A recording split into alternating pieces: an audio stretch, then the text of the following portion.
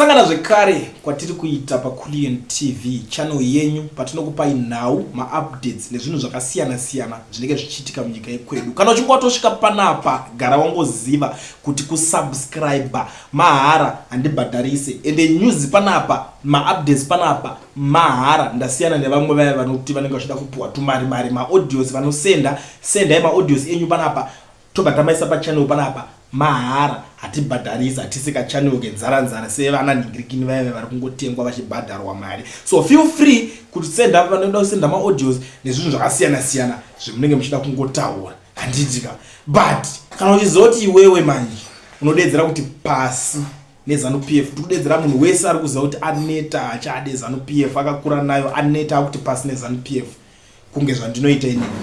Tanga nekulike this video right now kuitira kuti ZANU-PF yacho iboyikane. Ndine nyaya dziri kuitika panapa dzandangoti ndingoya nadzo ndingokuzivisai, because munozoti a lot is happening in our country, but for now regedza timbotaura this issue inyaya yemaZimbabweans vanogara muSouth Africa. Tikunzwa nyaya dzakawandisa dziri kuitika, so it's very important for you people kuti mugare maziva kuti taakufamba sei, chii chakuda kuzoitika, zviri kuzofamba sei pamberi apa tiri kuenda. As the new strong wave of anti-immigrant sentiment sweeps across South Africa, Gauteng Premier Panyaza Lesufi says illegal immigrants must go. He says he has raised the issue at the highest level, including with President Cyril Ramaphosa and government main partner, the ANC. His own party, a new movement called March in March, is mobilizing locals to force out undocumented immigrants. There are millions of Zimbabweans living and working in South Africa, some legal but mostly undocumented. Although Zimbabwe is a hugely resource and mineral-rich country, its collapsed economy has been destroyed by ZANU-PF leadership, governance and police failure, as patronage, corruption and incompetence. Ndo nyaya iri kubuda hama dzangu iri kutaurika panapa. Saka panapa paita imwe political party nyowani. You know, in South Africa it's no longer new. Kapese matanga a new political party inouya ne wave rekudedzera kuti ma-undocumented ningirikini vese ngavabude munyika mavo, ngavabude muSouth Africa vadzokere kunyika dzavo. Undocumented chichi, illegal foreigners, everyone, that's their language. But guys, paakwenda nyaya iko zvinezvi zvakuita zvichiita kutyisa, because unozoti unozongotsvaga kunenge kana vanotaimira bango roda kudonha. So because this is what they know, maZimbabweans wherever you are guys, because these people vari kunyotageta maZimbabweans zvakanyanya. Garisanai nevamwe zvakanaka, munzwisise zveizvoundurira. Tozoti vamwe muri ndururani, muri nhubu, makasvika munzvimbo makutotorera vanhu mabhebha avo, makuita sei. Munhu wese ziva zvawakafambira kugara munyika iyoyi yeSouth Africa, dzitongoro tsitsi dzevana vemo, kunzwisisa kwavo, because we know zvavanokwanisa kunge vachikwanisa kukuitirai vanhu mimi. Tese tinozviziva kuti vanokwanisa kuita sei. So please guys, garisanai nevamwe zvakanaka kumalocation, nzvimbo kwese kwamunenge muri ikoko. It is very important.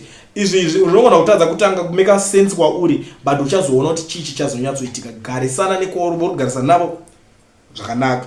Be a good person. Zvinhu hazvina kumira zvakanaka. Vanhu vari kutaura zvakasiyana siyana, vari kuronga, vamwe vari kuita tumusangano, meeting, chongotaura the same issue iyoyi. We all know kuti most of them unongoziva kuti vanhu vekuti vanoselekta mabasa. Hatisi kuti havadi kushanda, no, tiri kuti vanhu vanoselekta mamwe mabasa aya, the likes of madonki jobs machinji. But nemaomero akaita zviniko zvinezvi, you know kuti vanhu vekuAfrica nyaya yedu ndeyekudzidzira kuda kungoblame mumwe munhu. So kutora blame weigadzika pane umwe munhu, that is the same thing chakapinda honyeyo yakapinda mavari. Vakutobelieve kuti nhamo yacho iyoyo iri kukonzereswa nemi, because iwo unouya shosho vanhu vazhinji vari kungoya vakaonda, unotosvika wakutosimba zveshuwa munyika yevanhu vakutoita matama, and that one is not a secret. Mazitama ari kuitwa zvechokwadi.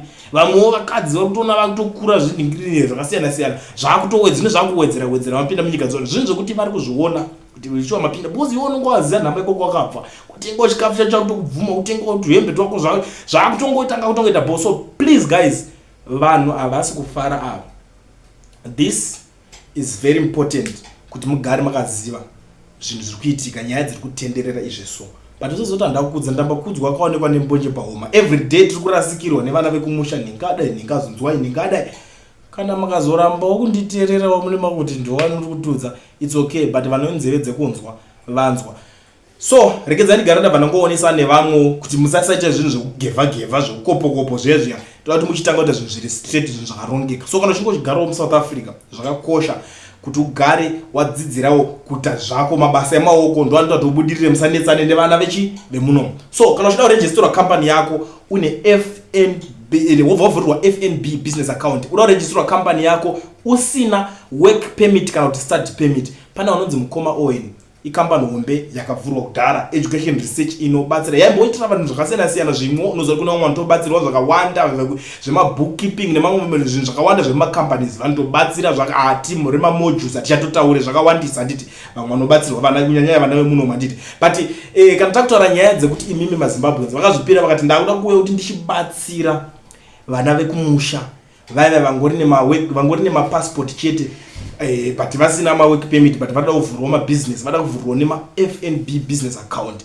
So vakauya vakati I'm willing and kuti ndingoita it's more like giving back to the society, giving back to the community. Saka zvavari kuita apa manje vakabva vaisa price yakachipa zvokuti handikwanisa kuidedzera pana bozi ndakadedzera that price panapa vanozotadza kurarama kungowafonera madi Mukoma Owen so zvandoti muite mungotora nhamba dzavo education research idzo dzine dzakanyorwa nzi Owen idzi mugara mavabata vamwe mune muda unoenda munoverify muma emails avo feel free rowa ma screenshot ndagara ndakaisa flyer kudhara ravo mogara maona ipapapa vandotora nhamba garai matotora nhamba izveso unozoti mangwana handizokutipire mamwe madhiri anenge achizoitika but mangwana you will thank me later even that FNB business account ukaivhurirwa izveso uchiona kuti mari yako ichachengeteka zvokuchengetera mari muhomwe zvezvinhu zvazvinhu zvekudhara mazuva ano vari kupinda iyo mungomuka mangwana muchimhanyisana but kana mari iri muaccount you will be safe. Ndatopedza nemiso kuti musare makateerera zvekutaurwa nemumwe muZimbabwean panapa asenda audio iyi kana muchinge mune zvinhu zvekutaura mangosenda ipapapa awukhulenti kunjani mfowethu ya yimi lo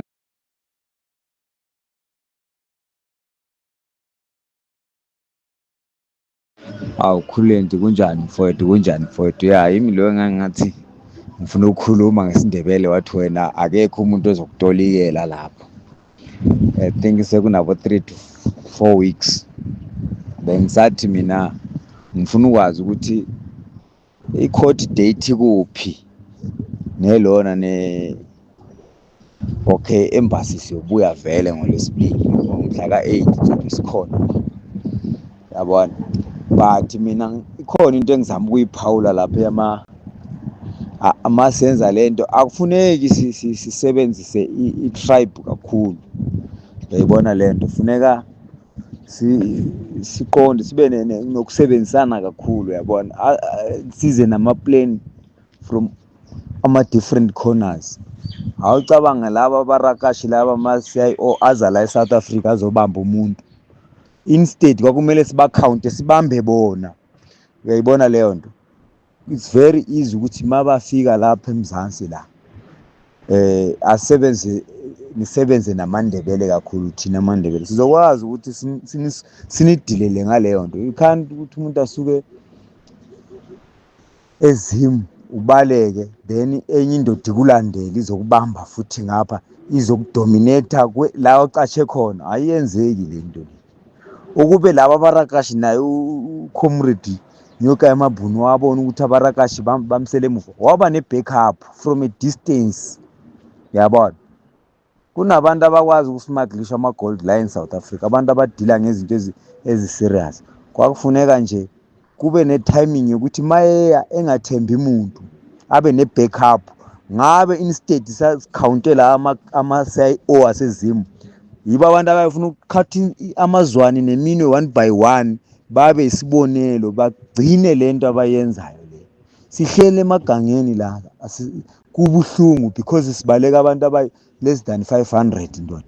Kumele next time kuhlalwe mina ngingakubona mawunganankinga ngelokho nzeni ngoLwesibili sikhuluma ngithi sobe sikhuluma man to man when I know you can help nge-information ukuthi naye stage nayi opposition uye lo muntu siyabe simfuna nanga umuntu ongumrakashi siyamnyamalalisha njengoba nabo benyamalalisa abantu bekhaya yabona. Thina simnyamalalisha kubi sizobe simkhathi izipho umfazi wakhe ebhekile umunwe ngomunwe sibakhiphe lento ukuthi next time uma kuthunya umuntu to South Africa akwazi ukuthi no in fact thina si minority so mase lokho sihamba all over sithola imali. It's wrong abacabangela amanye ama-families we have got kids abangakhona ukuya ezikolweni because now we are working here getting peanuts. So kufuneka khulenti mfowethu silungise lento le, kungathiwa kunde chedu abantu balokho behamba bebodwa. Sometimes niyabadinga abanye abantu. You know, I believe even in history umndebele unolako lodlulo lwemshona in history. That is why ibona ukuthi 80% yasezimo amashona into yakhona bagwajiswa ifamily yomuntu oyi-1 eZimbabwe. If it was Ndebele's 80% ngaba yikho lento le. Asikhulumi kabi but that's the fact. Yabona, eNdebele guy ngeke mina umfowethu wesifa uMabhunu wayeyothi mabathi bambamba lapha sibambe bona kuqala sibafake ku-BM babezositshela ukube namanje sisabacapture bona. But anyway naye mhlawumbe wabanjwa ile nto yokuthi hayi mangihambe ngiyi-1 kuzoba nemali involve, maybe mabamsponsorisha ngemali then ngizobe sengi-advanced. But this thing is for public. Yabo, whoever siya kubani wayemele abe ne-backup.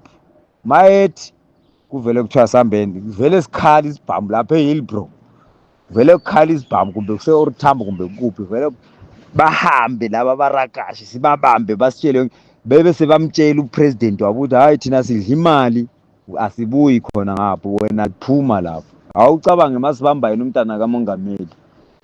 It's an advantage. Uzo-retire, uzo-resign with immediately masibamba umntanakhe.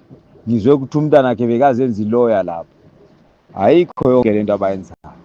Kunama-tax owner abanjwayo la. I used to work for ama-tax boss. Kunama-tax owner abanjwayo afakwe ku-Uber. Kungabonakali lutho. Khuluma abantu bala eSouth Africa. Kunabantu abasmart khulenti. Ngiyabonga mfowethu.